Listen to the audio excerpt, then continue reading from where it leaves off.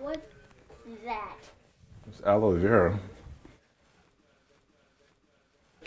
Okay, come on, Azariah. Let's go. Hey, babe, I'm headed to work. Okay, sweet. All right, love you. Love you too. Bye, Azariah. Bye. Bye. Bye. Bye, Pumpkin.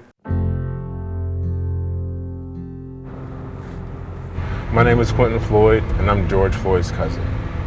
Let's put on our mask. Get ready for the shift. Never met him, never knew anything about him. My mother-in-law has sent me a text message to ask me, was I related to George Floyd? And I was like, I don't know, I'll find out. As soon as I saw his face, I said, he looks like my grandmother. And so I started trying to figure it out, digging around, asking relatives that I've known forever, relatives I just met, and then they come to find out we were related. So I found out, I guess I found out through his death. My father, John Floyd, passed away when I was 3 years old or younger.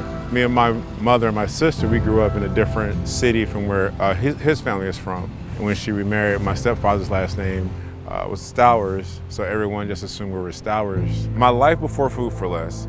I'm a DJ, so I DJ at a local radio station. I came to California a little under 2 years ago. Me and my wife relocated from the East Coast. I met my wife, Anita, in the military. I got stationed at Andrews Air Force Base, Maryland as a security forces member, where she was part of the Presidential Airlift Group, and that is the squadron that protects Air Force One. So I asked a few questions about getting my clearance, and I got it as well. And I had the pleasure of being part of the security team that protected both Presidents George W. Bush Jr. and then President Obama as well.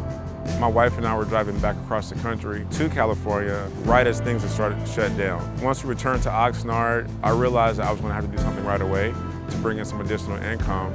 I walked into the store. I normally shop at the Oxnard Food4Less. And when I walked in, one of the managers was saying, hi, you're not shopping today?